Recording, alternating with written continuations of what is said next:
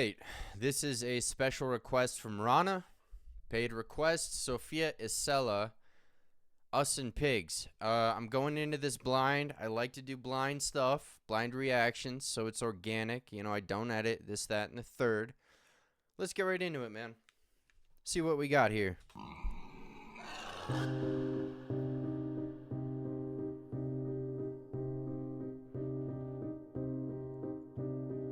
I ate dinner with bees, crinkled hands and red cheeks, looking at my body like it's food. And your breath smells like bacon. You ask what's a special occasion, like I dress and dance just for you. Our women are cattle, there's blood on our kids. Are you being paid to not pay attention? Does it have to happen to your mother, to your sister, or your daughter for you to take it personal?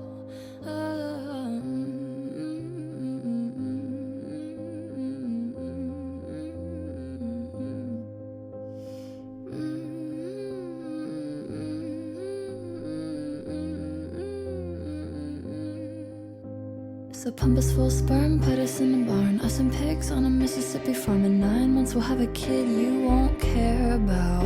And if the kid's not straight, white, male, we guarantee a living hell. Murder in the name of a loving God. Our women are cattle, there's blood on our kids. Are you being paid to not pay attention? Does it have to happen to your mother, to your sister, or your daughter for you to take it personal? Wow, I have so many different thoughts already. Yeah, it's an interesting thing, man. So she's kind of what I'm picking up so far is that she's kind of talking about like the experience of a woman. Obviously, I hope that much is obvious. But she's referring to them as pigs or cattle, like farm animals essentially that are used for a specific purpose and then more or less like kind of discarded, or they're used, they serve their purpose, and then after that there isn't, like you get beef from cattle and you're not really doing much with it after that. And I'm not sure what the line about the bacon on the breath means. But that's definitely a big I mean, obviously I have a mother, I've got 2 sisters, and I don't really talk, I keep like my family and personal matters off of the channel. And then there's, a line as well about the 9 months implying, the woman gives a child, or, has a child, the framing is that she gives birth to a child and then the man isn't going to care about it. And the problem too is like there are a lot of shitty men out there. I know some men have like trouble like saying that, but that's crazy to me. It's like there's shitty everything out there. Like there's shitty women, there's shitty men, there's really crappy people. But this seems to be in particular about shitty men, and kind of like using women as farm animals. And then there's the comment about the straight white male. Now, I'm a straight white male, so like, maybe I'm not qualified to speak on it, but you're here watching my video on my channel. So, I mean, my thoughts for sure, like, there are benefits I have because I'm a straight white male raised in America. I definitely have a lot of benefits and like some level of privilege because of that. I will say that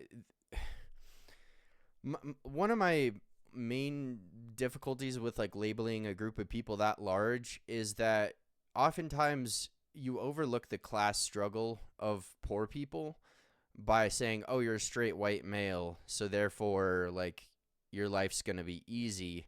It's like I've had to overcome poverty. Like I was raised by two teachers, 4 kids. We were on government food stamps growing up. We didn't have, I mean, like we didn't have these grand Christmases. We would get socks. Like and that's not to diss my parents, but like we would get socks growing up because it was practical and it was at the dollar store and that's what they could afford. So like there is a privilege that I have, but I do think, like, I think poverty, I think sometimes it looks over, like, the poor people, like the poor, like, I'm a straight white male, but like I have had to overcome class, and I understand that overcoming class is a different comparison to because I was actually talking with someone about this, um, and only because it has relevance to the conversation. She was a Native American woman, and she was like, "Look, I understand. You have to overcome when you go to somebody's house. You have to get over that barrier of them looking at you as a poor white person." She's like, "I understand that. The difference is when I show up to that person's house, before they see anything, they see my brown skin." And the way she framed it actually made a lot of sense to me. So yeah, and I think there's a way to recognize both struggles without saying, like, I mean, comparative suffering is just like a weird, I don't know, it's a weird game. Uh, but wow, and like there's a lot of stuff packed in here already that's kind of like a social commentary type of stuff. I didn't know what to expect with this, but this is very interesting. We'll keep going with it here. Maybe I'll talk a little more at the end. Get personal.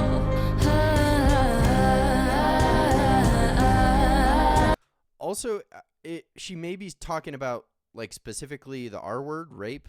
I don't know if I can say that on YouTube these days, but that may be because she's talking about giving birth to, a child after 9 months that you won't care about, and what's it going to take for you to pay attention? Are you getting paid to not pay attention? Like, what's it going to do for you to take it personal? And, like, once again, without getting into too much detail, I have family members who have experienced assaults and stuff. And, without getting into detail, I'm not trying to be dismissive by using that language, but without getting into detail, like, it strikes a chord. I won't talk too much more about that, but we'll keep going here.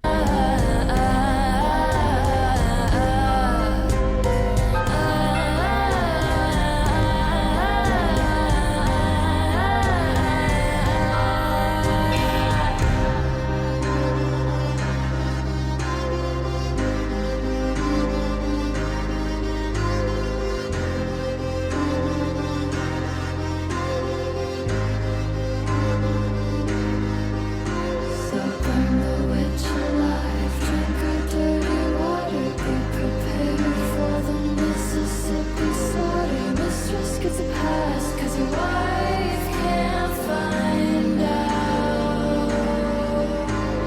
I guess we were just being a little loud. Shut us up and put apples in our mouth, but pull your own daughter out from the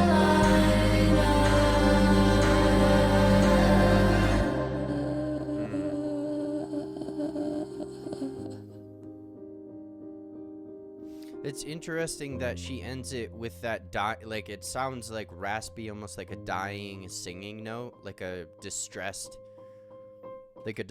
dying singing note. That's interesting to me. Okay.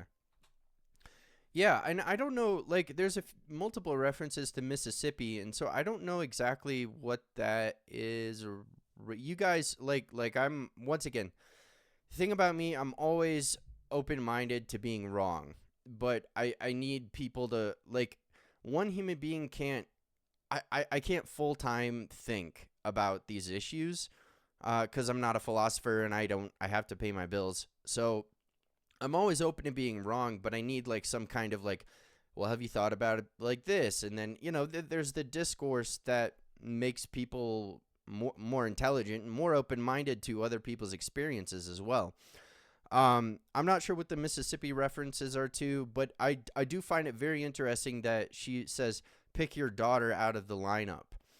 And man, I mean, we'll just have an honest little, I don't know who's going to watch this, but we'll have an honest little conversation here. I knew this guy. He was a really good guy. But he was struggling with watching a lot of porn. Just put it point blank. And he had a daughter, and he was really struggling with this. And one of the things he said was like, look, I have this like this biological desire to look at women, to like be sexual with women, this, that, and the third. um but he said something really fascinating to me, which was, but the biggest one of the reasons I realized this was an issue, and one of the reasons I know I have to stop, there's a lot of reasons, but he said one of the biggest things for him was like, one time he was doing his thing watching it, and he realized like, man, all of these people are somebody's daughters. All these women are somebody's daughters. And that there is an she says pick your own daughter out of the lineup, which is a fascinating thing to me, because it oftentimes, like, I try not to get into too much detail, but like I have a stepdaughter, my girlfriend's daughter, and I've been in her life 3 years or more. Was introduced to her at a very young age, for her, and so like I've been able to see her grow, and like it's been one of the most enlightening experiences of my life. But it also helps kind of like inform me of like, well, look, I want the world to be a safe place for her. I want her to be able to have autonomies and a level playing field, regardless of her gender or her race, because she's not white. And so, like, these things have like really given me a lot to think. I haven't like drawn major conclusions, but they have given me like more perspective. Because like it's one thing to like see an adult, and then you can like rationalize why that adult didn't get whatever position, or why they got screwed over this way or that way, or maybe something, I don't know. Like you can rationalize it with an adult, but then when you see a human child, a girl growing up, and she's going to be a woman and she's going to face a lot of these struggles, it puts it in a whole different perspective. So yeah, well, thanks Rana, by the way, for putting me onto this. I wasn't expecting this, and you know, I'm not always, everyone nowadays, like when they talk about these kinds of issues, they're like very nervous, and I get nervous too, because it's like, are you gonna say the wrong thing? Is it gonna be misinterpreted? Are you gonna piss the wrong people off or whatever? But I'm just a person trying to understand the world, and I can only draw from my experiences to really understand the world. And so I did my best, but thanks for this, Rana. I'm going to be doing the other Sofia Isella next. Yeah, thanks for tuning in. Take care, guys. Girls, ladies, take care. It's an expression. I'm sorry. Sorry if I'm supporting the patriarchy, guys. Ladies, I'm going to shut the fuck up.